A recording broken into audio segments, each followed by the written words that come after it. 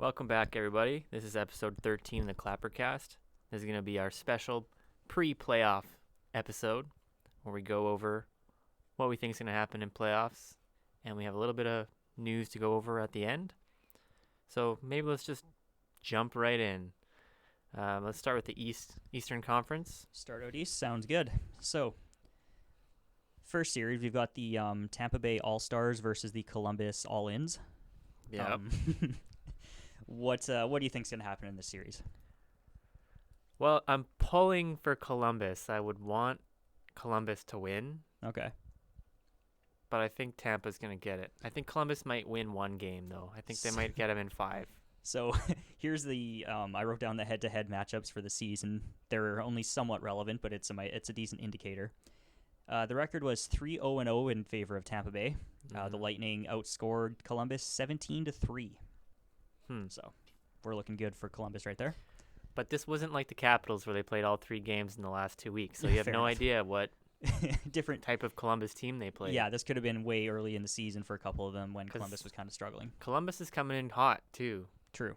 So that could make a difference. I mean, Tampa's been hot all season, though. So I think Columbus might have a shot at squeezing a couple games out, maybe. And like you said in some previous episodes, they have that gritty mentality that can translate very well to playoffs. Exactly. So, and Torts is a guy who's obviously coached for Tampa before. He does have a Stanley Cup. Yeah, and he's gotten to the conference finals quite a bit with New York. With New York, with Tampa. Yeah. So, he's been there before. So I think they might have a chance, but I'd really love to see Columbus win their first ever playoff series, but I don't know if that's going to happen against the best team since 1996. Yeah, and so, I personally have this as the first round sweep. I've got Tampa in 4. I'm going to say Tampa in 5. Okay. So one other thing, looking at the 2 rosters, probably Columbus since that's going to be the biggest swing. Who is a player who you think is going to make or break that series? Who can change the direction of how it plays out if they come out on top? I mean, the obvious answer is Bobrovsky. For sure. Bobrovsky can play his game in playoffs and let less than 3 goals in for the first time ever in playoffs. Yep. I think they might have a chance. It's going to be tough against that high-scoring offense of Tampa Bay. But aside from him, I would probably pick Nick Foligno. Okay. For Columbus, the captain. He's kind of got to step up. Captain, a leader, got to get the team on his back. Yeah. Dictate the play. I think there's a lot of players you could single out on Columbus. Panarin, Duchesne, Atkinson. Yeah, so that's kind of where I go with mine, is that those guys, they need to be good. They're expected to be good, and they're going to be the ones who are left countering some of the top players on Tampa. So what I was thinking is that Tampa Bay is such a deep team. They're strong, all 4 lines, all 3 defensive pairings, that Columbus is going to need their depth to step up. Yeah. So I think a player who could make and break the series is Ryan Dzingel. Okay. That he's been a pretty prolific depth or second line forward, I think, in terms of production. So I think he put up about 60 points this season. Wow. And if Columbus is going to keep pace with Tampa in this series, they're going to need those depth guys to step up. Yeah, for sure. And I think Dzingel, he's motivated. He's a pending UFA, coming in on a new team, off a good season, career highs and everything. I think he's going to be a guy who has to step up. And if he plays well and starts scoring, puts up 10 points a series, it's going to help keep Columbus in the series. Yeah, that's a good point. They definitely do need their depth to, step up to the plate, but their big guys have to perform too, and not just Panarin on his own. Exactly. We're just naming their entire roster at this point, but like Seth Jones has got to be huge. He's going to play a lot of minutes. Yeah. And Tampa, one of the top scoring teams from the blue line in the league. Columbus is going to need Werenski to step up too. Yeah. Yeah, like I said, their entire roster, really, they've got to, as that final seed to make it in, they've got to step up huge to get this upset. Big time. And I don't know if they're going to be able to.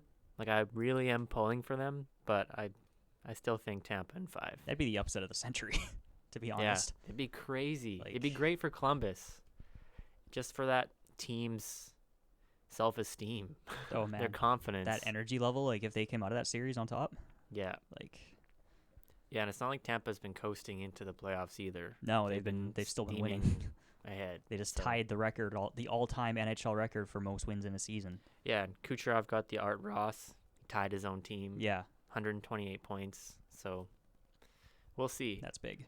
Yeah. So next up is Boston versus Toronto, the perennial series.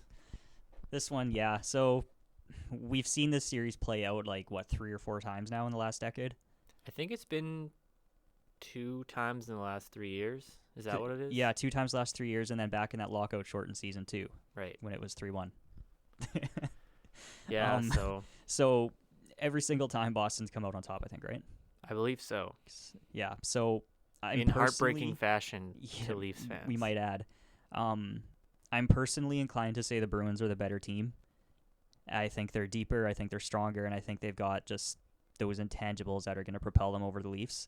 It's going to be a hard-fought series, and I pick Boston to take it in 7, just because that seems to be how it plays out every year. To be honest. Yeah, I'm gonna say Boston in 6. Okay.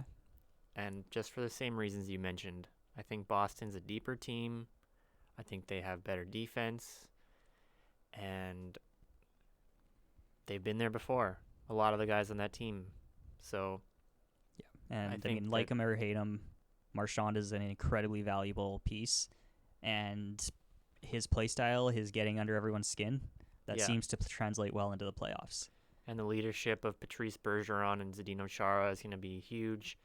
McAvoy was amazing last year in playoffs against Ottawa in that series. Mm-hmm. And last year, Boston had a lot of injuries, and this year they don't. Yeah. I think they're pretty much 100% healthy, are they not? Very close. They had some guys coming back within the last couple of weeks, too. And, I mean, it's hard to... and we can't even overlook the effect of Boston having what might be the best line in hockey. Yeah, with that's Bergeron, true. Marchand, and Pasternak. Yeah. How's Toronto going to counter that? Yeah. Yeah, I mean, let's not count Toronto too much because they do have Matthews and Marner and Matthews, Tavares. Marner, Nylander, Tavares, Marleau, Anderson, Gardner, Riley. Like, they've got a good team. Yeah, I think what's going to make or break Toronto is going to be their blue line. Jake Gardner's got to have a much stronger playoffs than last year. And it's going to be tough for him coming off of a major injury. I think hard. Babcock said that he looks behind the play right now. It's a hard position to be put in. And he's already the scapegoat of that franchise for a lot of fans. So it's going to be tough for him to slot back in after missing so much time. But their blue line's going to have to be stronger because Boston's going to be a team that can take advantage of any mistake that they make. Mm-hmm.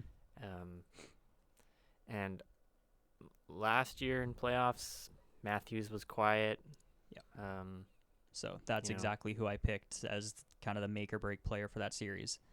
Knowing that last year Matthews was quiet, pretty much invisible for the playoffs, he's going to have to step up and lead this team because he's being talked about as the next captain. Yeah. So if Toronto wants to rebound from the crappy end of the season they had, they're going to need Austin Matthews to step up to take hold of this team and to pot a few goals. Girls? Yeah. That too, apparently. Kills. Pot a few goals in the first game or two of the series to get some confidence going. Yeah, and they've kind of been on a huge slide going into playoffs, which has been for a few weeks at least. At least. We've been talking about this for a while. They haven't been playing very well. No. And part of that's due to injuries, but they definitely have to step it up going into playoffs. And, I think the psychological game's going to be huge because this is Boston, and it happens all the time. And it was 4-1 the one year, and they lost the game. Yeah. So the mental game's going to be huge in this series. More so for Toronto. I feel like Boston is probably not going to have that much of an issue. Boston knows what's up. Yeah, a lot of those guys have played playoffs before. Yeah. They were there last year, had some success. Ran into Erik Karlsson a couple years ago too. Mm-hmm. And yeah, I still think Boston. Yeah. Not Montreal. Toronto might get a couple games. Yeah, no, I do think Toronto will. Like, they're too good to not. But it's those intangibles in the playoff style Yeah. that I think Boston has the advantage in. Yeah, and I agree with your player pick, Matthews. Gonna have to step it up. Yep. So next we have the Washington bunch of jerks versus the Washington one of us is a jerk, pardon me, versus the Carolina bunch of jerks. Yeah. So Carolina's coming in energetic. I mean, this is the first playoff berth for them in 10 years. Yeah. Unfortunately, the season series was 4-0-0 for Washington with a 16-9 goal differential. This is my first round sweep pick. Yeah.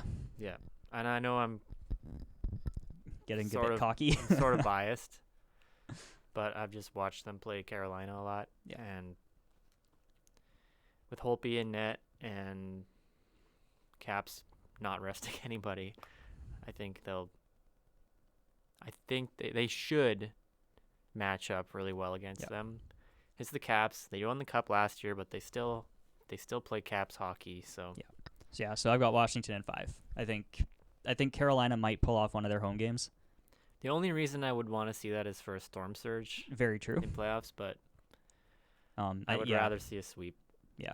So we'll see, but I just think that Washington is a more complete team for than sure. Carolina, and Carolina's top heavy. Their defense, they do actually have a pretty solid defense line on paper, and I think they are pretty good in general. But their goaltending is also a big question mark. Yeah. So McElhinney's been hot. I don't know how Mrazek's been. I think Mrazek's been pretty decent. I think maybe had a slow start, but yeah, I think the Caps should match up pretty well against them, and I mean they're a pretty confident team. I mean, For they sure. just had that trip to the White House, saw the Cup again. Yeah. So they also know what's up. yes. Yeah. They not be fucking suck again. Yes. And here's something from earlier today, the Oilers exit interviews. They talked to Alex Chason. Yeah. And they talked about how Washington has top to bottom a contributing roster. Okay. That the importance of like their third and fourth lines in the playoffs last year, that everybody contributes. And even if like the top line isn't for a game or two, they've got guys in the bottom 6 who are going to. Yeah. They'll either pitch in a couple of goals or they will contribute on the defensive side. And we saw that when Devontae Smith-Pelly and Burakovsky and Connolly all stepped up and had pretty big games in the playoffs. Yeah. DSP got some really clutch goals. He hasn't been called up yet, but I'm sure he will be. Walker got called up. He had a pretty clutch He actually assist. just got sent back down. Did he? Today, yeah. Oh, okay. Well, he didn't even play. So he had a pretty clutch assist last year to Chason, actually. Okay. That was in the game 6 against the Pens, right? I think so, yeah. Or Walker came around behind the net and then passed Popped it out Chason front. and he just shot it. I still don't even know where that shot went on Murray, but yeah. So yeah, like you said, they've got a pretty deep team. There's only been a couple guys changed. The one thing though is that Michael Kempny is out of the entire playoffs. Yeah, and he was a huge part of that he was defense huge. last year. Played with Carlson, allowed Carlson to play on his proper side, and now we've got Jensen, who is fitting in really well, but he's another right-hand D, so he has been playing with Carlson, but then Carlson's playing his offside, and he looks a little lost. So I don't know how that's going to work out, but I feel like we're still okay. I think they might kind of be hitting that stage Pittsburgh was a few years ago, where it's okay that they lose one guy because their system is so solid because everybody knows what they're supposed to be doing. Yeah. And they've got that chemistry that you can just kind of slot someone in when something like that happens. Yeah. And it'll affect things, it'll shift things, but it won't ultimately affect the final product too much. Yeah, and the D-man that's taking his spot in the lineup is going to be Christian Juice. So he was on the team last year. Yeah. So he knows he's there. He's been there. Pretty confident. And then if there's another guy that gets hurt, hopefully, knock on wood, that doesn't happen. But you can call up Siegenthaler or let the record somebody show else. that Burke actually did knock on the desk when he said that. Yeah. Yeah. Can't be too careful, right? Yeah. So, yeah, Siegenthaler or Tyler Lewington or somebody from the AHL can come up and slot in, hopefully. Yeah. So I did mark down on this too. For this series, I think a make or break player, as obvious as this is going to be, is Sebastian Aho. Right. That's, Carolina's coming in. They're energetic, and Aho is the offensive catalyst for them. That if they want to keep in this series, if they want to kind of switch the tides a little bit, Aho is going to have to quickly get into this series with some points. Right. That, he's good on all offensive aspects of being offensive. And if he can manage to go pot a goal or two in the first game, get a couple assists or something, get Carolina on the board and keep them in, that it might help to give them the confidence they need to keep pace. I think as much as a cop-out as it sounds, Carolina really needs their goalie to step up if they want a chance. Of course. Because Washington is a team that has so many weapons that can score. If Carolina wants to be in it, they have to have huge performances by Mrazek or McElhinney, whoever's in net. Yeah, whoever happens to step up more. Yeah, because Washington can score. It is a known fact. Can confirm. Yeah. And I mean, like, their first line is switching around so much that it's, Ovechkin with Backstrom or Kuznetsov and Tom Wilson. And then you have line 2 of Backstrom, Oshie, and Vrana. Yeah. So I'm also I'm really close to saying that TJ Oshie might be one of the most underrated players in the league. Actually, not might be. He is one of the most underrated players. Yeah, I mean, he's terms a of huge locker room guy. Yeah. His contributions on both sides of the puck, with or without, his locker room, his energy, the intangibles he brings, yeah, you can I physically think he gets overlooked. see how hard he's working on the ice. Yeah, because he's not a very good skater, but you can see how hard he is working and how much effort he's putting in to get back into position or back check or block a pass or something. Yeah, his physical play too. He's engaged. Yeah, he's very small, physical. But he's not shying away from anything. Very, very physical player, and that's huge in playoffs. And I think the Caps are going to have the edge in that way too. Physicality, starts with the captain, goes all the way down. Everybody plays that way, and I think they have a distinct chance of going pretty far again just because of that, and hopefully everybody stays healthy. Yeah, but for sure. Yeah, let's move on maybe to the final Eastern Conference matchup here, which is New York Islanders versus the Pittsburgh Penguins. Honestly, how do you think? This was the hardest series for me to predict because like I've said in other episodes, we cannot discount Pittsburgh in anything. They are just that team that's got that experience and that system that just propels them forwards. But at the same time, we're looking at the best defensive team in the league coming in with hot goalies, right? The reigning Cup champ coach and some coaching staff. Yeah, and they also they overperformed big time this season, beyond expectations. And they're kind of coming in hot. I think ultimately I picked Pittsburgh in 6. Right. I just think, like I said, you can't discount them, and I think they've got the playoff experience to push them past, especially with this being the Islanders' first real shot. Yeah. But it's gonna be a good series, I think, that one. Yeah, I think this one's gonna be pretty interesting. I think the Boston-Toronto one's gonna be the closest, but this one's gonna be, I think, a close second. I picked the Islanders in 6. Okay. I was torn between 6 or 7, mainly because I want to see these teams beat the shit out of each other. So if the Caps progress, they play a team that's just broken. So you've got the ulterior motives here. Yeah. Any series the Penguins is going to be in, I'm just as biased as I was in the Caps series. So fair enough. I really don't want Pittsburgh to progress. But don't you want it though, because then you have a shot at winning the Cup again. You got to beat Pittsburgh.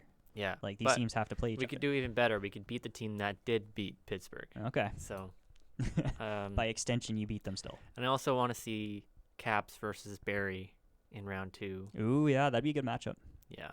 So who learned better, the coach or the team? Yeah.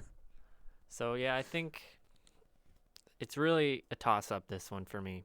It could go either way. Had to pick one, so I picked the Islanders. I just think that they have that hot goalie, like you said. It's going to be interesting to see if they play if they switch the goalies in playoffs, or they just go with the hot hand, whoever's playing well. I think their or- best bet is the hot hand. So who's been playing lately? Probably Leonard. I think Leonard's the de facto 1A. Right. I think he probably gets the start, but if he kind of screws up the first game or two, Just then throw Grice yeah, in. Grice is going in. Yeah. Welcome to the Grice Fields. Yeah. Yeah, I think you like you said, you can just never count out Pittsburgh. It's tough. I think a difference maker in this series is going to be Phil Kessel, Okay. or he has the potential to swing it. He's been kind of cold for a while. I think he did just hit like a point per game season though. Yeah, like So- he had a pretty long cold streak. Yeah, so he's had a good season, but he's been cold. Yeah. So he needs to turn it around, right? And last year in playoffs, he was really bad in that Caps series. I think he was injured. But if he's playing really well, then they would have a lot of weapons, Yeah. and it's tough to shut down that team, as I know very well from playing them every single year. That when they had that HBK line, now we have a third of it. Yep. It was impossible because they had a Crosby line, a Malkin line, and then a Kessel line, and they were all scoring. Yeah. And that was the year that Kessel should have won the MVP. Conn Smythe, right? Conn And Crosby Smythe. got it. Yeah, he had, Kessel had more points. Mm-hmm. The But- intangibles got Crosby. Yeah, basically. So I think Kessel is my pick for that Okay. series. So I've got Jordan Eberle as a difference maker in that one. Yeah, He against bullying, or what? he's gonna stand his- up against right, bullying, his right? his bullying commercials, yes. Yeah, so he's gonna be a difference maker in those commercials and in society. But I Right. think in this series he will also take a big role as a difference maker. He had a cold season, didn't do great, kind of probably tanked his value a little bit heading into a UFA off season. And his first showing in the playoffs was lackluster at best, Yeah, and it was a major reason why he ended up getting traded out of Edmonton. right. But this is going to be a huge chance for him to step up, to find some of that game that he's had in the past. Because he used to be an incredible stick handler Yeah. with a really good shot. Well, anybody who's our age or older in Canada knows he has the potential to step up And when it exactly, matters, right? he the World he Juniors. is he was the most clutch player for a few years in world stages, Yeah, and they're going to need him. I mean, they've got their first line. yeah, Lee Nelson, and I'm not sure who else plays there, but they're going to need that depth to match Pittsburgh. yeah, for sure. And Eberle is going to have to step up offensively and defensively, I might add, because that's always been a bit of an issue in his game, is the lack of aggression and forechecking. Mm-hmm. But if he can step up, if he can pot a few, get some confidence going, he can be a huge player for that team. Yeah, good point. They definitely do need to have some more depth guys, just doing more every game. Yeah. Because every little thing matters more in playoffs, and Yeah, and I will point Needs out scoring. too that line the Islanders have with Komarov and Clutterbuck. yeah, That's going to be big. If they send them out, because they're reliable in almost any situation, right? If they can send them out a couple of times and tire out the Penguins' big guns. well, they have with two physical lines play. like that because Yeah, they've got Martin and Cizikas. right. Those are the guys I was forgetting And too. does Kunakl play with Clutterbuck or with Either or doesn't matter. maybe Kunakl can give them some insider knowledge on Yeah, the Penguins? For sure. So those lines are going to be huge to shut down the offensive weapons and to tire them out, leaving a bit, giving the team some momentum and letting the offensive players do their job. Yeah, definitely grind it out and get the body on, That is playoff fucking good Branson. hockey. And Hey, give him some credit. He's been doing good since he went to Yeah. Pittsburgh. well, good Branson and Jack Johnson and some of their more weaker D. Yeah, let them take advantage of those guys. Yeah, and I think they have a real shot at winning that series. It's gonna be electric Mm-hmm. in that stadium and in New York. Let's get the car horn going. Are they playing in No, they're playing the They're- first. they're- They're playing the first round, I think, at Nassau? Nassau. Yeah, Okay. I believe so. So Like, that'd be pretty cool. I want to point out too that the saltiness between the teams in this series is starting early because last night, the Penguins tweeted out that we'll see you in Long Island, and then the Islanders replied, it's actually on Long Island. Oh yeah. And then the Penguins replied, oh, sorry, we just don't know how to keep track of where you guys are playing at any given time or something like That's that. pretty funny. So that's gonna be fun. Yeah, yeah. So gonna be some interesting series there. What's the one you're gonna pay the most attention to? Probably the Washington one. I just want to see them play. I want to watch Carolina too. I want to see how they kind of transition into playoff hockey. Yeah, And I mean, Caps are kind of my bandwagon East team, so I welcome you. hey, I won them the cup last year. We already talked about that, right? Yeah, it's true. Too It bad is I'm not known. going over to Toronto. Yeah, never. So let's switch over. Let's change gears here to the Western Conference. Let's hop on a plane, travel out west. Yeah. Well, we're not going very far. The first one we'll talk about here is Nashville versus Dallas. Okay. This How one's do you going to think- be a fun series. I think it's a good match, I think, because Dallas is a pretty high-powered, offensively potent team, Yeah. and Nashville's deep and defensive. Yeah, it's a good meme series, I think. It's going to be like that southern, like, Oh, yeah. Texas versus Tennessee. That's southern You've got, drawl. like, the Dallas meme team is pretty huge. Yeah. And Nashville's just got that cool atmosphere in Mhm. all their games. And PETA said don't throw any catfish on the ice, throw like stuffed animals. Yeah. I would love to see catfish. I'm 100% on board with that. I've always loved the octopus in Detroit. So we'll see if someone sneaks it in this year. I bet someone's going to do it. Oh, for sure. These things just happen. They let it happen. So ultimately, I've got Nashville in 6 for this series. Yeah. They've got the experience. They've got the deeper team. They know what's going on. They've got, like, I don't know what Dallas's arena is like, but Nashville's got that insane home crowd, that home arena that is going to absolutely get that team into it early on in the series. Yeah, I think Nashville's got it in 5. Dallas is coming in hot. I always want to leave myself like a little sneaky. Oh, I said this, Yeah, I so wasn't 100% wasn't saying it actually wasn't gonna saying happen. that, but I just think Nashville has more weapons. They're a deeper team. They've got Simmons. They've got Boyle now. Mm-hmm. Yeah, they got the defense. If Rene's playing well, they've got a real shot. I mean, even if Rene is having an issue, Saros is a hell of a goalie. Yeah, probably dollars to donuts the best backup goalie out there right now. I think so. He's one of them for sure. I mean, Hudobin in Dallas is pretty good too. That's true. Yeah, But- Dobby. Yeah, so we've got actually these might be one of the best goalie matchups in the playoffs.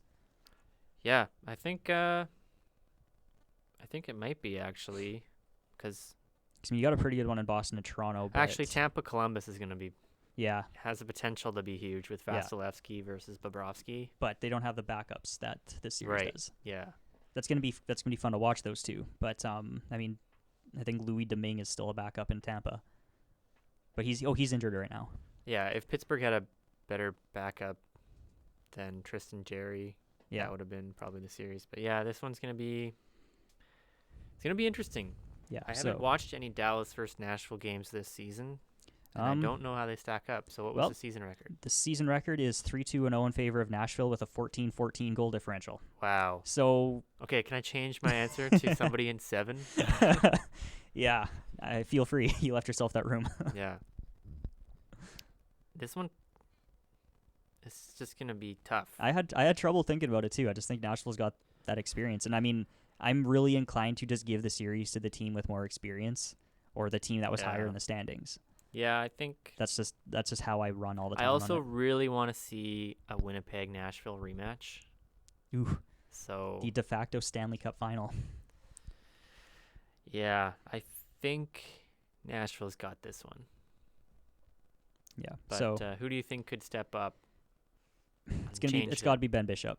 So Yeah. he was one of the best goalies in the league in the regular season. Some insanely good numbers. I think he had a sub 2.0 goals against average this year. Hmm. And if Dallas is going to shut down Nashville, because they are an offensively potent team, Ben Bishop's going to need to stand on his head. This has been an issue in Dallas for probably as long as this team's been together, that they don't have defense and goalie. Now they have defense. Now they have a goalie. Now it's time for them to step up and get Dallas going. Yeah, it's probably been an issue ever since they changed their jerseys to that greeny teal color. They've always had issues with goalies.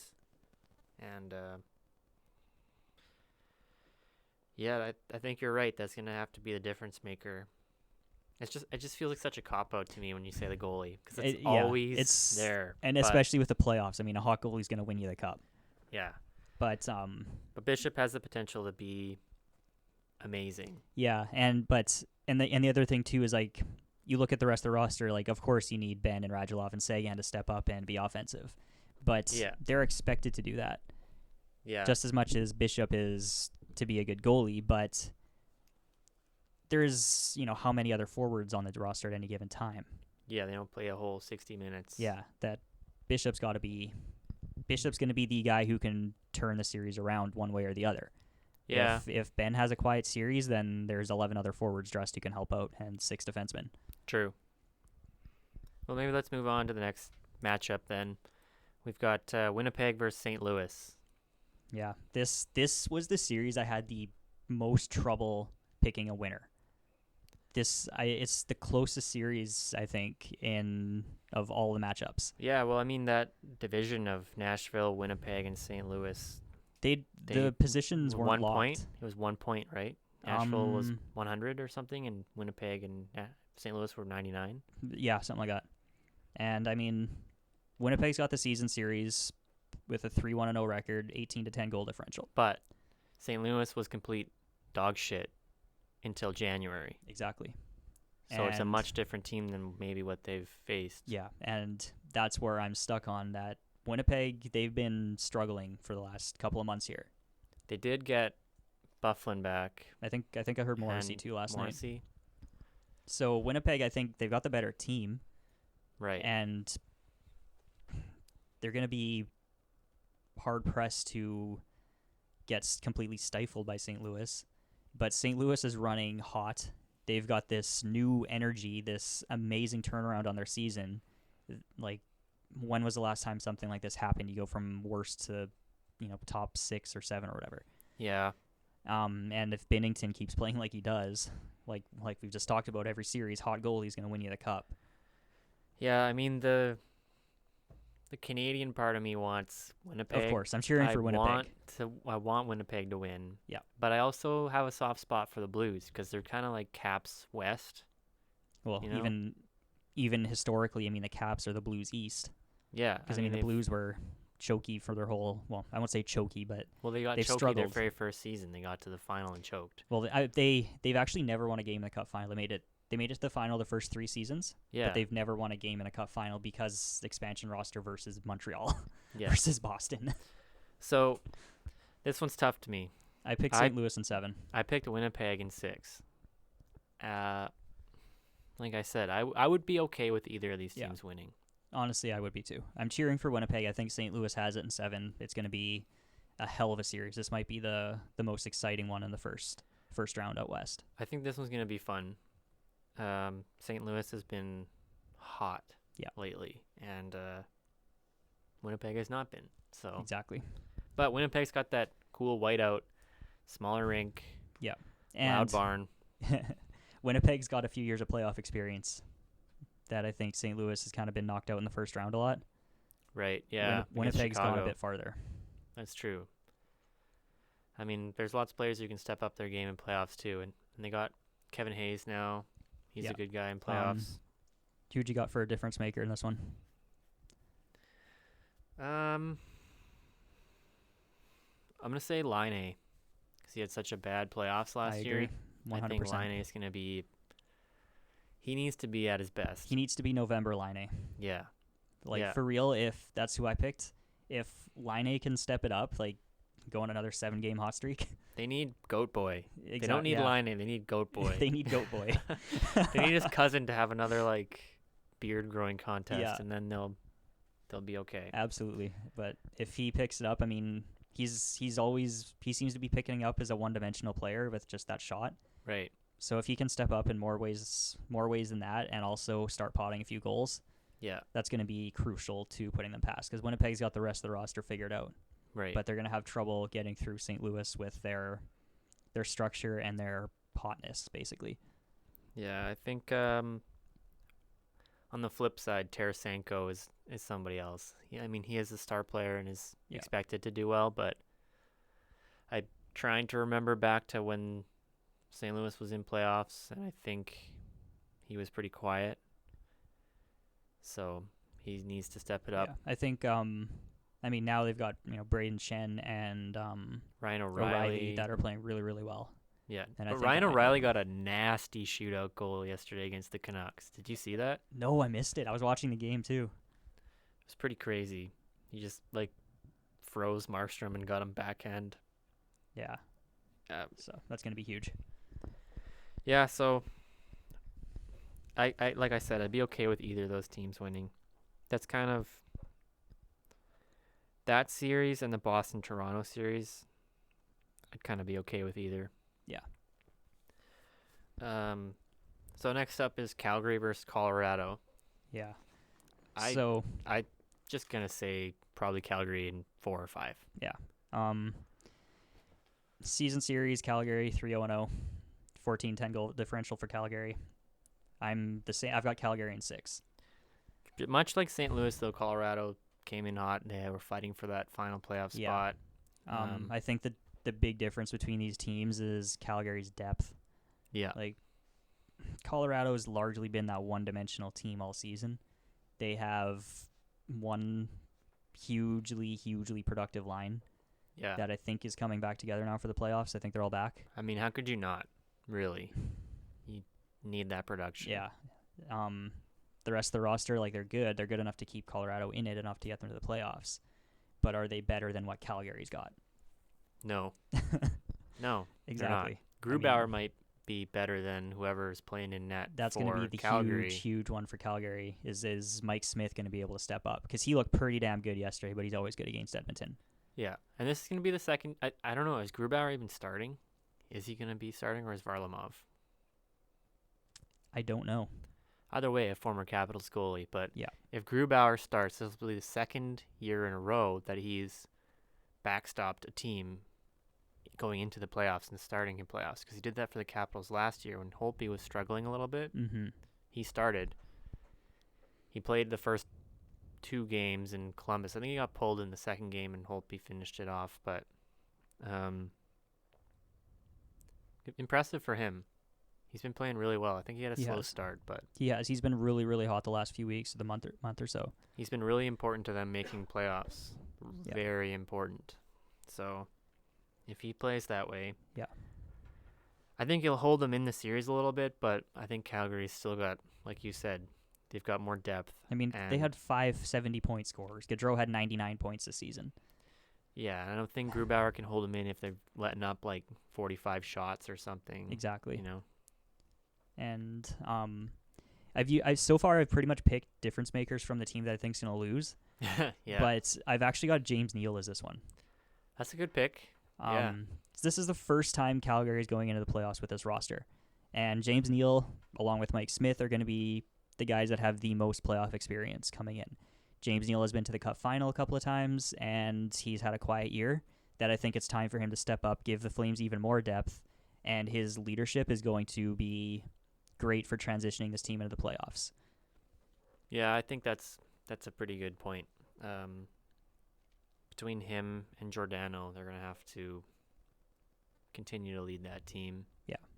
And I think they've been doing a pretty good job of it. So I think they got a really good chance of beating Colorado. I think so. Should be a fun series, though, I think. Because these are, they're 2 high-powered, fun, energetic teams. Yeah. I'm trying to think of somebody on Colorado who can make a difference, but besides their top line, it's kind of hard to imagine anybody making that big of a difference. Maybe I think of Tyson Barrie.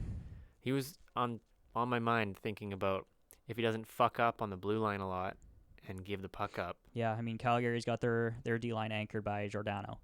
and that's an amazing stabilizing veteran presence that Colorado's going to have to match, and Tyson Barrie is their guy. Yeah, I mean, who else is on D for them? They've got Johnson. They've got Gerard. Yeah, Gerard's pretty good too. Zadorov. Yeah. I don't even know who else. These are a lot of guys. Like, I mean, Johnson's pretty experienced as well, but Barrie is the face of their D-line. And I think it's going to be huge for him to step into a leadership role for them to match Giordano, match what he brings, and give him, because he's their offensive punch too. So I think he's got to be careful not to cough the puck up too much, though, because from what I've seen of Colorado, and particularly Barrie, is that he has a tendency to try and do too much with the puck, and he gives it up. Yeah. And leads to a scoring chance for the other team. Yeah. And Calgary is a fast team that you do not want to do that with. For sure. So I could see them getting bit a couple times on getting too cute at the blue line or something, or making a dumb pass. Yeah, and with, Giordano's defensive game, his defensive prowess, Barry's going to have to, again, match that. Yeah, and Calgary's wearing those slick unis. So they're trying to they've channel got the style points 1980s. going for them too. Yeah. Yeah, they're going to channel the power of Lanny McDonald's mustache. Theo Fleury's grit. Yeah. And yeah, I think they're gonna take that series pretty easily. I think I mentioned I picked Calgary in 6, right? I think so. I think I mentioned that. Yeah. And then last but not least, we've got the San Jose Sharks and Vegas Golden Knights, the rematch. So historic rematch for Vegas. Yes. First time they've played anybody twice. For first playoff rematch. So the season series 2-2-0, 18-10 goal differential for Vegas. And I think that kind of just matches Vegas's game. Yeah. That, they're just going to randomly put up a lot of goals in one game for some reason. Yeah, and that shows that San Jose's goaltending has been shitty. And this isn't even a new issue, because when Edmonton played San Jose in the playoffs a few years ago, I distinctly remember making a joke that Martin Jones's 5-hole was bigger than the gap in Eberle's front teeth. I remember you saying that. Yeah. So every goal was like 5-hole. And I haven't looked recently, but I can't imagine it changed too much. Like we've said last week, I think San Jose's save percentage is second worst in the league. Yeah, and you can't be doing that going into the playoffs. So probably safe to say it's the worst in playoffs. Yes. Going into playoffs. And I think the next was Calgary at like 16th-ish. Okay. Yeah, I think Vegas is going to get this one in 6. Yeah, I've got the exact same pick. And I want San Jose to win. I mean, I just cheer for Jumbo Joe. Yeah. I just want him to get a cup. Exactly. I want Jumbo to win. I just don't think... I keep forgetting Carlson's coming back too. Yeah. But just Vegas has that playoff system. Yeah. I mean... And they've only gotten better. And yeah, exactly. They've only got more chemistry. They've only gotten better. And yeah, I mean, I guess both teams are coming into the playoffs pretty slow right now. That's true. They both kind of shat the bed in the last 10 games here. But Vegas's aggressive trap is built for the playoffs. Yeah. Versus, I think San Jose is a bit more of like a free-flowing offensive team, especially with like the 2 best offensive defensemen in the league. Right. On their team. Yeah, giving them the free range to do whatever they want on the blue line and stuff. Yeah. That's not going to fly against Vegas. No. I can just picture like Brent Burns trying to like do something crazy at the blue line, and then Vegas just attacks after a giveaway or something. Yeah. Especially with Mark Stone. For sure. Like, being the best in the league. Yeah, at takeaways. It's hard for these offensive defensemen with amazing passes to do anything when they've got a forward coming and pestering them. Yeah, unless pressuring them into Carlson making a dumb goes play. Like full 2017 playoffs. What if he accidentally flips a 70-foot high saucer pass to Stone again? Yeah. Whoops, wrong guy. I forgot what we were doing here. That was Hoffman. Yeah. That was Hoffman, right? My bad. Yeah. I'm going to say Carlson's going to be my pick for the difference maker. That's good. The Ottawa Carlsons almost made the Cup final that 1 year. So if the San Jose Sharks with Carlson can dip into that talent that he showed in that playoffs. And if he can come back from this injury and play up to his potential and not get hurt again in 2 games. Yeah. I think he's going to be pretty important. They need to play a team game to make up for the fact that their goaltending is so poor. And then for Vegas, if Fleury is playing like he did last year in playoffs, I don't think San Jose's got a chance. Yeah. Because Vegas is going to put up, like you said, like 4 quick goals. And San Jose's not going to be able to come back. Yeah, like how many times did they do that last season? Like the first preseason game, they went and scored a whole bunch quickly. The first regular season game they did. Yeah. I remember against Winnipeg, they did that at least once. Like San Jose's going to have to be ready. And like I've got Martin Jones as that difference maker. Yeah. That if he can step up and be even an average NHL goalie, because quite frankly, it's a tough ask. Yeah. Like I'm pretty sure with the advanced stats too, the goals saved above average, he was the worst in the league. Right. That he was like negative 23 or something when I looked. Wow. And, Aaron Dell's been better than him. But Jones is their starter. And I don't know, like, at what point is DeBoer going to be like, all right, Jones, you're out, and send in the backup for the playoffs? Yeah, especially if Jones has been playing into playoffs. Like with Grubauer last year, Holtby was struggling before playoffs, so they put Grubauer in for a lot of starts, and he was playing really well, so you just stay with the hot hand. But in this case... Neither of them is, really. Yeah. It's a tougher decision to make. Yeah. I think, you just go with Jones. If he can have, like I said, if he can be even an average NHL goalie, that he might be able to keep the Sharks in it long enough for everyone else to get in. Yeah. Yeah, it's this one could be a pretty big slog. Like, it could be a tough... I don't know. I could see it going 2 ways. Yep. It could be a tough matchup, or Vegas is just going to dominate. Yeah. If it's the tough matchup, I think the Sharks might pull away with it. But if Vegas comes out quick, they're going to pull away. It's got to be like what the Caps did to Vegas. You got to make them play your style. Exactly. Or beat them at their own game. That's exactly what the Caps did. Yeah. They out-aggressive trapped the aggressive trappers. Get the body on them, play physical, and play your game, but also just like I think you know what they're doing, beat them at their own thing. I think that's one of the advantages San Jose might have is that Vegas relies on that speed. And if San Jose can clog it up and block it, then Vegas is going to be stuck trying to play into San Jose's system, trying to play around it. And that's going to let San Jose just kind of take control of the game, take control of the play, and make Vegas fight to get back in. It's like what my old man always says. He's not dead. It all comes down to goaltending. Yeah. Like, if you can do all that, but then your goalie lets in a shitty goal, you're not going to win. Yeah. But if you can do all that you just said, and your goalie's playing on the top of his game, you're going to win games. And this is going to be important, too, that the players in front of him, as much as they rely on the goalie to keep the team into it, the players in front of him can help out, too. That's true, yeah. That, San Jose, like I just said, they're a bigger team. If they can clog up the shooting lanes and keep Vegas to the outside, they can pressure Vegas into taking more low-quality shots that Jones has a much greater chance at saving. Yeah. And that, first, that'll help him get some confidence, and second, that'll keep the high-quality scoring chances that Jones especially struggles with to a minimum. Yeah, it's gonna be tough. This one is hard to say, but lean towards Vegas for sure. Yeah.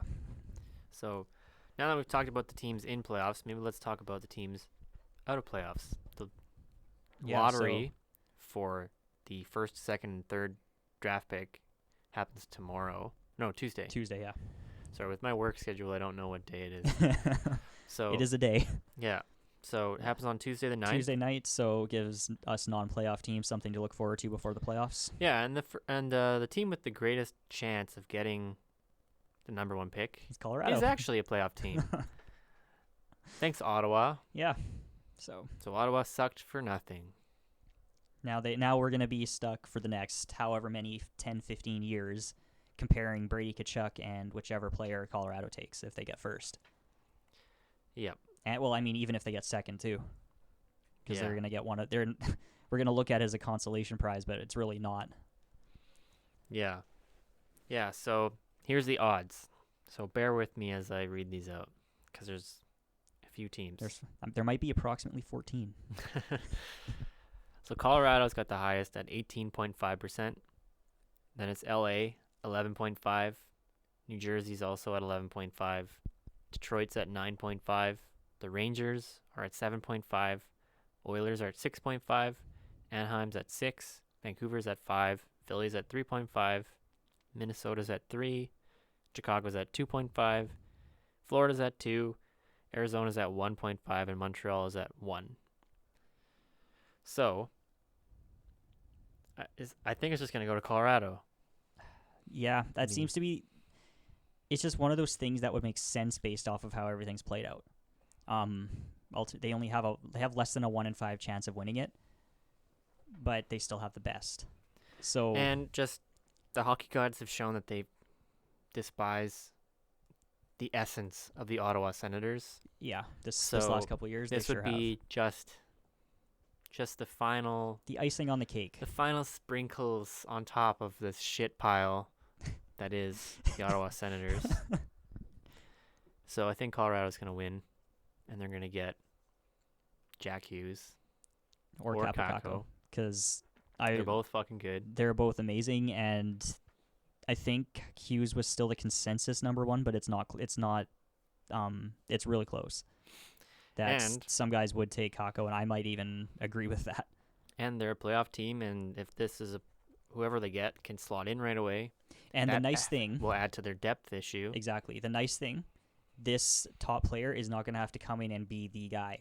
Yeah, he's not playing on the first line. He's going to be playing on the second line. Yeah, he's going to get easier minutes. He's not going to have those difficult matchups, and he's going to be able to learn from McKinnon, from Landeskog, from whatever's going on in that team that's kind of got their energy and their motivation for moving forward. You can keep your whole eternity together, and you can slide this guy into line number 2, exactly 3, whatever you want to do, and they got a real chance of making playoffs again next year. It'll look even better. Yeah, and they have Makar. Yeah, Cale Makar. He's going to be an incredible offensive defenseman. That guy's got some hockey IQ. Like, he's going to be good. Yeah, so it's pretty interesting how it all turned out. Joe Sakic is a god. He got a good deal. It was funny when that whole thing with Duchesne was going on. Everyone was saying that Joe Sakic was a terrible GM. Didn't know what he was doing. He was smart about it. He didn't make a rash decision. Yeah, he waited, and I think he said, like, I'm waiting for the right move, and it came up. Duchesne at the time I think he was their best player at the time of the trade. I think so. I think this was still before McKinnon kind of broke out. Yeah. And you don't give up your best player for nothing. You need to make sure you get something back for that. Yeah. So it's going to be interesting.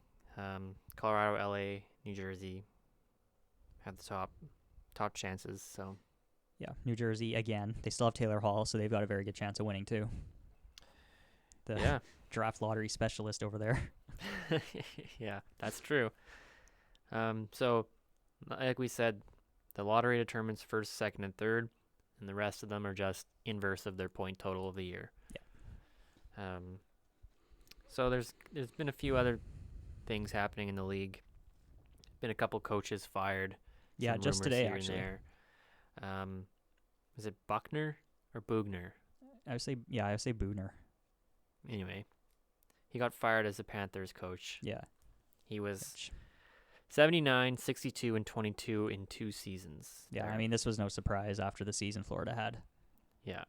And I think they're still trying to recover from the ill-timed loss of Gerard Gallant. And their 2 probably best players. Yeah, 2 of them. At the time. But Florida fans they have something to look forward to because it's believe that Joel Quenneville is going to be there. It's almost a done deal, and Sounds that's from like it. Friedman. Yeah, and I mean he's working with his old buddy Dale Talon here. Yeah. When Florida fired Bugner, they basically said we want an experienced coach who wants to go to the Stanley Cup with experience and all that, which is basically just like reading the summary of Quenneville's resume. Yeah. So Quenneville's going to be he's the best coach out there right now without a team. So Yeah. and it's also rumored that Garth Snow is going to go there too in some capacity. Yeah, and like I said to you before we started recording, this is probably just so Florida fans can experience snow for once. It helps make them more of a hockey market if they know what snow is. Yeah. That's all I got on that. I wonder if Quenneville's going to move into his basement suite or something. Maybe. They move down there together. Maybe. I hear Florida's got some pretty nice lots. They might have a nice like beach house on the side of the property or something. Yeah. Yeah, I mean that seems like a good move for Quenneville. You know, he can basically move down to Florida, coach a team, live in the sun. Live right off into the sunset of retirement. Yeah, and then just stay in Florida after you retire. Another coach that got fired is Phil Housley, got fired as Buffalo's head coach. I don't know why Jack Eichel fired him already. They did an okay season, and they didn't have quite the roster to keep them in it past their 10-game win streak. Yeah, he was 58, 84, and 22 in 2 seasons. Yeah, so not the record you want out of a coach, but what's he going to do with the roster he had? Maybe GM Eichel thinks that the players like Jack Eichel weren't buying into his system. Yeah. He lost the room a little bit, Yeah. as evidenced by the team having a collapse. Yeah. of epic Well, I'm going to be proportions. honest, their win streak was a bit of a fluke. If you look at the games, how Yeah. many they won in overtime, how many were one-goal games, that's just kind of like a very low odds streak. Like, it wasn't like they were dominating the whole time. Yeah, I mean, they had a lot of production from Jeff Skinner that kind of trailed off a lot. He had Mhm. a huge first half and then Definitely. did basically nothing for the second half. I just wonder who Eichel's going to hire now. Yeah. I really don't know. Who's their gonna actual want- GM? Good question. I think it's like Jason Bottrell. Yeah. Okay, yeah. See, we don't even Eichel. know who their actual GM is. It's just Eichel. Jack Eichel. He's the maybe real... maybe Eichel's going to hire Eichel to coach Eichel. Probably. I mean, he could do all three. He could be GM, coach, and captain. Yeah. I No think so. problem. They used to do stuff like that. Yeah.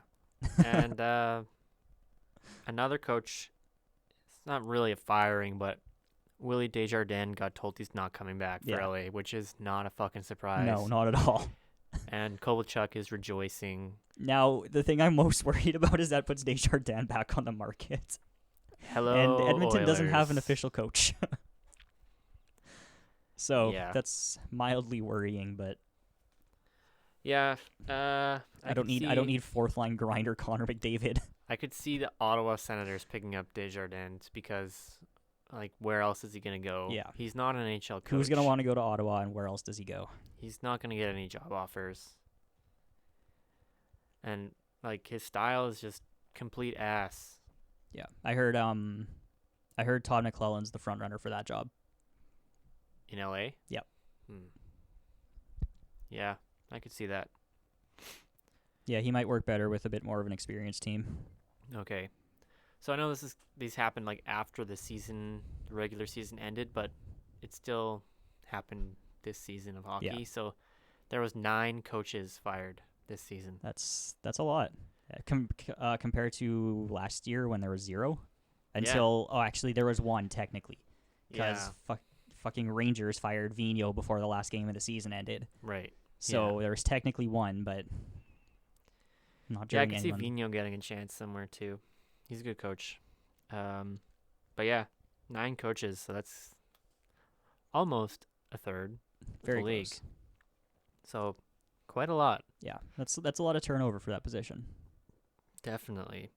And then quickly have some of the awards are stat based, so they've been decided. So Ovechkin has got his 8th, Rocket Richard. He got 51 goals. It's pretty insane. We So already, close to Draisaitl. yeah, Draisaitl So 50. that actually kind of pissed me off watching it because Dry flipped a puck from center ice. It looked like it was going right to the empty net against Calgary last night, and I think it was Anderson. I don't know his first name. It was Anderson from the Flames. Oh yeah, Like reached up 4 feet above his head with his stick and spiked the puck down it's a pretty great move. in the last minute, and that just kind of was like, oh, really? It was awesome. Like, Thank you. do you need to do that? And we mentioned Kucherov got the Art Ross. He got 128 points. Lightning obviously got the President's Trophy, also 128 points. And Thomas Greiss and Robin Leonard got the William M. Jennings, so they had the fewest goals against. I think on they the were team. sub 200, 196. which is amazing. You don't see that too often. Yeah, pretty crazy. I also had just some things about the season, just season surprises. Had some team turnarounds, like had Buffalo on here. We just talked about it, but how they went from a playoff spot First to terrible. to kind of where they normally sit. Yeah. I also have the Islanders. Again, we just touched on that, but Huge performance from worst to over best. over expectations, yeah. And St. Louis. St. Louis is the other big one. Yeah. They were literally last in the league halfway Impressive. through the season. And shows how fucking like 5-ply soft the West was this year. It's just weak as fuck. Like, Yeah, I mean, if you can go from last in January to a almost first in the division, it's pretty bad. yeah, there was a few little bit of time there that everyone in the West was just trash, Getting stomped by the Eastern teams. basically. And I also have Colorado here on a team turnaround because they had that huge span of like losing. They had went 3-25 or something like that. Oh, right. Yeah. And they were able to fend off Arizona for a playoff race. They almost fucked it up though, where they took a too many men penalty in the last 30 seconds. Did you see that? No, I didn't. Yeah, they almost fucked it up and didn't make it That was because they took a penalty right before regulation ended. ooh, that's close. Yeah. Was there anything else that surprised you this season? I think Calgary was a bit of a surprise. They outperformed too, especially because I didn't think bringing in Carolina's core and coach who was coming off of disappointing performances with his old team and with the World Championship team. Yeah, That I didn't think they were gonna turn it around just like they did under him. And also kind of interesting to have the coach come and pick his favorite players Yeah. and trade for them. Yeah, just to kind of drop hey, can you get all of these guys that used to play for me? Yeah, they're good shit. Yeah. They listened to me. They weren't the problem. Yeah. And on the flip side of that, it's also surprising Carolina's in a playoff spot, It is, having actually. lost some pretty significant chunks to their team. Yeah, the last few years they've been kind of that tweener team that people say if this team finds their game, they can make the playoffs, but they never do. Yeah. They found their game this year, and the impact of Justin Williams' leadership and just that energetic, youthful core they have. Yeah. That they're keeping it light, they're keeping it fun, and they're into it. Yeah, they're wearing their alternate jerseys in playoffs too, those black ones with the hurricane flag on it. Okay. They're wearing those. So they're gonna be Pirates. I get it. Yeah. I guess they just don't want to wear red because the Caps are red, so they're Okay. giving us, home field advantage. We can wear red. They want to have a lights out theme at the rink or something. Yeah, I don't know. No capitals, no capital letters, as all teams do when they play the Caps in playoffs. It's all in good fun. I know, it's just goofy. Anything else you can think of that surprised you this season or In terms of significant?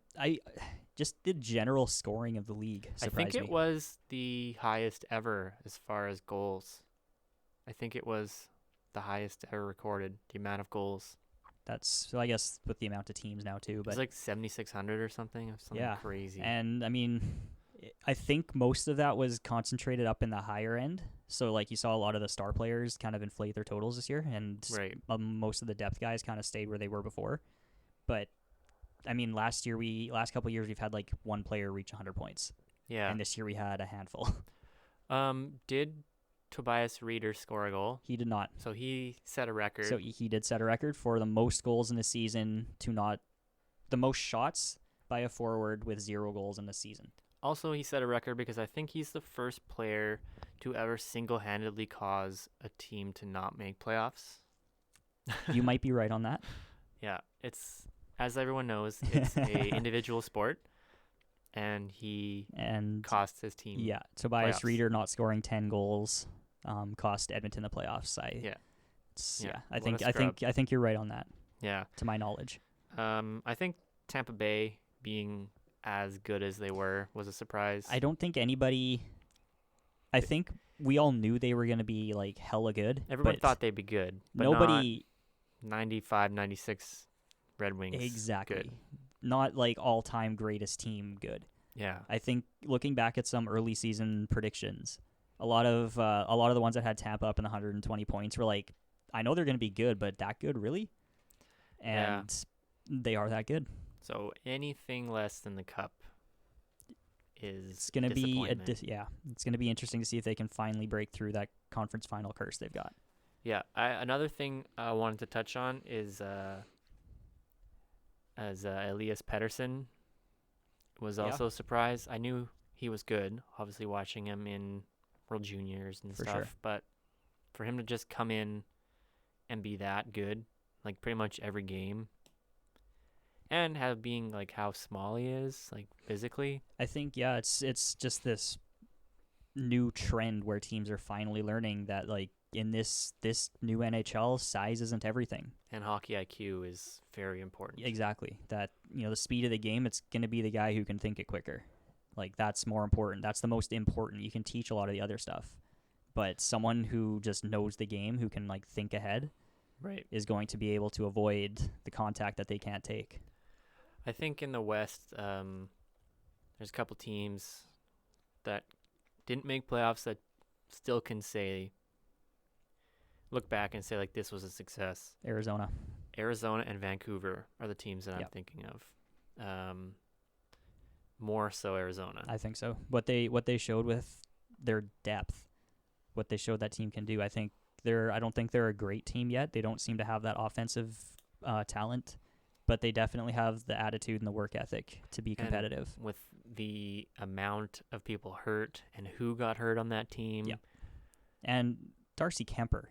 Yeah. Like he's bordering, he's going to get serious consideration for the Vezina for what he did. Yeah. I don't know how many games he played. I don't know if he's going to get that many votes, but he should absolutely be in that conversation. Yeah. As straight up one of the best goalies. Yeah, and Ekman Larsson is amazing. Mm-hmm.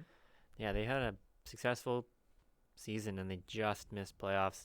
It's unfortunate. I know a lot of people wanted to see them, myself included. And I know everyone says this every year about certain teams, but they're going to be good. Like if they keep on this path, and they don't blow up the team or everyone. Too many people get too quickly disheartened by a rebuild attempt. They don't give it. Like, these things can't happen. This isn't like the NHL video games where you can take one off season, trade and sign every single good free agent or good player on the market, and suddenly you have a good team. You got to wait for these draft picks to work. And I think Chayka's pretty smart. I think he knows what he's doing. And the fact that he's using cap space as an asset and not savings is intelligence enough to suggest for me that he's building a team for the long run. He's not trying to do some short-term cop-out like a lot of teams try. He's going the Winnipeg route. He's taking it slow, and he's getting a team that's going to be successful and consistently good. Like, having that time. Patience with your players and letting them develop into their potential is going to be very important for them to just continue that path, not make any too drastic moves. Don't shop anybody around who doesn't need to be. Keep your core players. You sign the players. Just keep them around. And I think maybe next season, if they don't have like 1 million injuries, they could be fighting for a divisional spot. Yeah. And the Canucks, I think their season was successful because they got to see some talent on their team. We got to see what the future holds for them. Yeah. Like, they've got some good young guys coming up. They had some great performances by players, and some rookies came up. They got to see, the first look at players. That Pedersen, another look at Besser, Demko, like Bo Horvat developing into their captain. Yeah. And you I also think, got to quite see. frankly, especially considering they were, by a lot of people, projected to be last in the West. Yeah. And they weren't. They were ahead of a few teams, actually. Yeah. And they were competitive until like the last few weeks. They were still technically in it. Yeah. And, Quinn Hughes made his debut. Yeah. Looked pretty good, especially in 3-on-3 in overtime with Besser and Pedersen. That was pretty slick. I just wonder if the hockey gods are going to give the Canucks a good pick to get. Tends to to not get go Jack. that way. Yeah. What's their percentage? They have 5%. Yeah. Which is eerie considering the couple of years where they just got the 5th overall pick. Yeah. So maybe with that 5, they'll get number 1, and they get the Hughes bros. Or they can bring in or they win number 2, bring back Brian Burke, and he can make some sneaky deal to make sure that whoever's number 1 doesn't take Jack. Yeah. Yeah. And, they also had that goalie. What's Demko. his name? No, the other one. DiPietro. Oh, yeah. They had him come up. I mean, he kind of got thrown to the wolves, but yeah, they've got a lot of good prospects. So yeah, they have a lot to look forward to. I think too a lot. Something that was overlooked with Jim Benning, their GM, is that he's actually pretty good with the whole scouty drafting stuff. Yeah, definitely. So definitely good with evaluating talent and getting them in there. Yeah, which is something that they've struggled with. Well, I mean, they've had some bad luck as well with like growing that talent. They've had like the unfortunate with Luc Bourdon passing away, and they had the whole thing with Cody Hodgson where he got hurt and his dad was involved really weird with wanting him to play in the top line and stuff, and getting screwed in the lottery. But they've done really well for themselves, and another player that they have coming up is Joel Levy. I think he got hurt again this season. Yeah, he used to be. I think his pedigree's kind of fallen off a little bit the last couple of seasons. He hasn't been as piped as he was before, but he's a young defenseman. I think he can probably still transition over fairly well. Yeah, so hopefully they can, again, just keep going the way they're going, and I think in a year or two they should be fighting for playoff spots. Easily. Yeah. And in the East, Montreal is definitely a surprise. Yeah. They definitely they were not heads. projected to be in the playoff race on the last day of the season or second last day of the season or whatever. Yeah. So they overperformed, like we already talked about Carolina, big time, New York Islanders. Yeah. Yeah, I think that's pretty much it. I don't know if there's anything else really that happened this season that was too noteworthy. Not off the top of my head. I'm sure I'll think of something as soon as we stop recording. As is usual. Yeah. But really looking forward to playoffs. I mean, it's my favorite time of year. It goes by too fast, but gonna be some great first round matchups. All I hope for every single year is that it's a Stanley Cup final that I actually care about one of the teams. Yeah. That's all that I hope for. I mean, what do you think the finals is gonna be? What do you pick? I think I mentioned this before, but I really just have Tampa Calgary. Yeah. To be honest, like I'm really prone to just the best team making it through all the time. And ultimately it is your best bet if you're just guessing. But like you go through the bracket, you make your bracket, and you look at the matchup and you're like, okay, who's gonna win this? And you never really pick against these top teams. They seem to be the ones that make it. Yeah. And I did like just a quick throw a bracket together without even thinking about it, and like that's what I ended up with. I think I ended up with like Winnipeg, Washington, or something. Yeah. I don't know. I could easily see it being Calgary, Tampa though. Have a rematch of what is that, 04? Yep. Yeah. That'd be kind of cool. Just two powerhouse teams this time. For sure. That'd be a fun matchup though. It would be. Who would you pick? Tampa. Going with your strategy here? Yeah, my strategy of the best team. Why even have playoffs then? Just like give it to the President's Exactly. Trophy. Just be like soccer. Just give it to the best team. you won. Exactly. That's all there is. That's There's no all there playoffs. is to it. Yeah, I would like to see Calgary make it in. I wouldn't like to see Calgary make it, but I'm okay with it. Yeah. I mean, obviously I want Washington to win, go back to back, but as long as it's not Pittsburgh and it's not Tampa, I'm okay with anybody winning. I don't really like Vegas, but Yeah, I'm on board with if that. it's not Washington, like, I'm not cheering for Calgary. I don't really want them to win, but I think they've got the right team to at least win in the next couple of years here. yeah. It's the same with Vegas for me. Like, I'm just bitter because they're really good really quickly. Yeah. I mean, not a huge fan of Boston or Toronto, but they're both pretty good, and they'd make a good matchup no matter what's going on. Yeah. So we'll see what happens. Yeah. Like I said, it's gonna be an interesting playoffs, and I'm pumped. Go teams. Starts Wednesday. A lot of games. Yep. So looking forward to that. I'm going to be completely lost for the next 3 days here with no hockey on to watch. I work nights, 5 p.m. to 5 a.m. tonight, Sunday, Monday, and Tuesday, and I specifically requested to be off on Wednesday. Just for the first day of the playoffs. Yeah, and that's when the job ends. Oh, so perfect. I'm off. I'm free. Wednesday on. Cavs play Thursday. It's gonna be Watching awesome. every single game, as Yep. usual. Gonna have like 6 monitors on. I was trying to do that the last day of the season when there was like 7 games that started at the same time, but didn't work out that way. Yeah, it's pretty tough.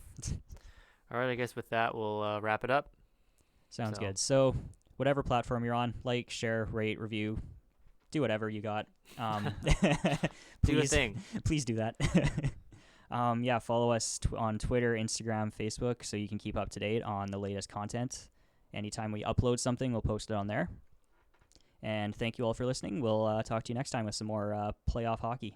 Yeah, we'll catch you later.